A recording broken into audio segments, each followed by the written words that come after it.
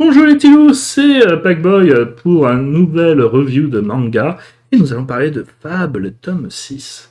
Donc Fable tome 6, bon, ça continue, tranquillou, mais c'est vrai que on commence petit à petit à arriver au combat final, mais bon, 6 tomes, enfin voilà, 6 tomes pour préparer enfin quelque chose d'un petit peu plus grandiloquent. D'ailleurs, ça commence un petit peu dans le sixième tome. Je sais pas si ça se finit. Ah, j'ai un trou. Non, non, je crois pas que ça se finit. Il y a encore un combat avec un gros assassin là, qui se prépare. Mais donc là, c'est l'opération sauvetage avec de la nana. D'ailleurs, on va rajouter quelque chose par rapport au sauvetage de la nana. Allez voir les films live The Fable. Ils sont dispo sur Netflix, les deux. Et franchement, c'est génial. Franchement, je les adore. Je l'avais traduit en sous-titre français. Maintenant, ils sont dispo sur Netflix, donc même pas besoin d'aller télécharger mon fansub. Allez voir ces deux films qui sont véritablement super fun, super badass. Et justement, c'est quelque chose que je faisais pas de reproches dans les films et que je peux peut-être reprocher au manga et que je comprends encore mieux ce reproche, parce que là c'est encore beaucoup plus malsain, mais il y a une certaine innocence dans les deux films. C'est-à-dire que tous les passages un petit peu glauques du manga ne sont pas là et sont atténués.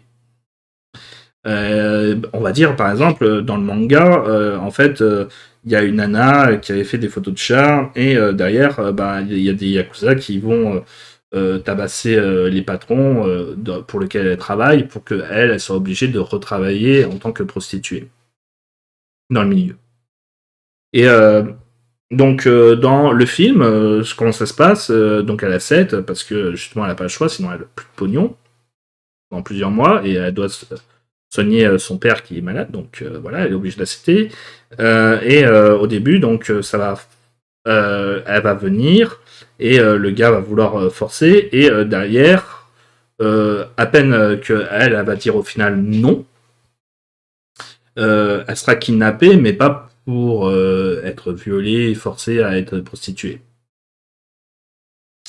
Dans le manga, ce passage-là, alors elle n'est pas violée, mais elle dit qu'elle a 7, et derrière il lui dit il va falloir que tu prouves maintenant et que tu me chauffes et tout ça. Et il y a une scène où elle va faire une fellation au gars. Et j'ai trouvé ça. Et au début, et au moment où il va coucher, où ils vont commencer à se pénétrer, là, elle sera sauvée par un Fable. Mais en fait, ce passage-là, je l'ai trouvé inutilement glauque et malsain. Surtout pour donner une bonne leçon sur le fait que ce sont les plus forts qui gagnent et que donc derrière il y aura toujours quand même une résolution. Euh, Ça m'a donné l'impression vraiment que l'innocence des deux films live, elle fait du bien. Elle fait du bien justement au film et à son histoire. Là où dans le manga, en plus avec les personnages qui ont l'air d'être dessinés comme si on avait pris des photos et qu'on les avait dessinés, donc ça a un côté mi-réaliste, mi-figé, très spécial le manga. Et pareil, il y a des scènes où on voit des caméras placées chez sa sœur et la sœur, au final, la fausse sœur, et donc l'héroïne, se fait mater, alors qu'en vrai, dans les films, elle est suggérée qu'elle est aussi forte que son frère, un petit peu moins fort, mais derrière qu'elle est aussi intelligente et qu'elle peut repérer des caméras cachées, tout ça. Là, encore une fois, donc dans le manga, non, elle se fait mater et derrière, en plus, semble moins forte et plus inutile. En tout cas, elle sert pas à grand chose. Et là aussi, moi, je trouve que c'est un gros défaut du manga. Je trouve que le fait qu'il y avait un véritable duo euh, de combattants et d'idées faisait que la relation entre les deux était vraiment, euh, était vraiment belle. C'est un beau duo qui se complète, en fait, véritablement. Là où j'ai l'impression que c'est plutôt lui qui se traîne quelqu'un. Donc là encore, on y perd beaucoup dans les relations et dans le côté glauque qui ne rajoute rien à part justement du dégoût. Du dégoût, tout simplement. Bon, après, ça permet de voir une fille avec les seins à l'air. C'est bien s'il y en a qui veulent voir ça dans un manga, mais voilà. Mais derrière, ça rapporte pas grand-chose. Et je trouvais, encore une fois, que par rapport au film, le manga est en dessous à cause justement de ce genre d'éléments qui n'apportent rien au récit, à part de le rendre trop profondément sérieux.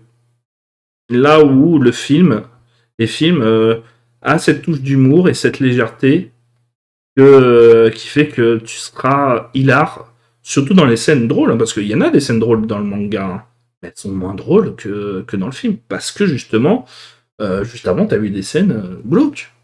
Donc t'as du mal à rire juste après, derrière.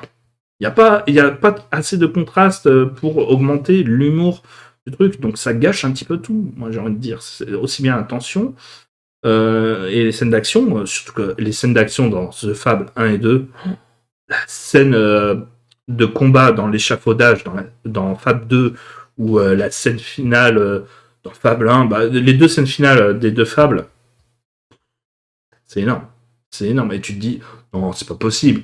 Non, un film japonais qui sait bien filmer ses scènes d'action, c'est énorme. C'est voilà, mais c'est vraiment percutant et c'est mieux que des Marvel. En plus, surtout que il y a pas des FX à tout va.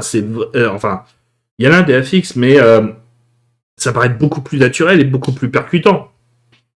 Franchement, c'est intelligent et c'est super bien fait. C'est pas trop pompé d'ailleurs sur le manga de ce côté-là. C'est beaucoup plus terre à terre dans le manga que dans les films. Donc, franchement, le chorégraphe des combats, des scènes d'action, franchement, je veux le revoir et je veux une trilogie The Fab parce que les films, les deux là, sont géniaux. Donc, si vous aimez les films d'action avec des tueurs et tout ça, et beaucoup d'humour aussi, non, franchement, et en plus, personnellement, je trouve que l'humour de The Fable, même des Occidentaux peut aimer, parce que c'est vrai que souvent l'humour japonais est très spécial et n'est pas trop apprécié par les non-connaisseurs. Là, les deux films Fable, je pense que n'importe qui pourrait en rire. Donc allez voir les deux films Fable, parce que franchement, c'est des tueries. C'est des tueries sans nom. Le manga est bien, ça permet d'attendre le troisième film. Voilà. Mais c'est vrai que bah, c'est un cran en dessous qui le rend légèrement plus décevant, surtout quand tu connais les films derrière. Donc, est-ce que aussi il faudrait donc changer le réalisateur pour le manga? Je sais pas. Mais voilà, dites-moi, vous, si vous avez vu le film et le manga, lequel vous préférez des deux? Voilà, laissez un commentaire, un like, partagez la vidéo. Et moi je vous dis à bientôt.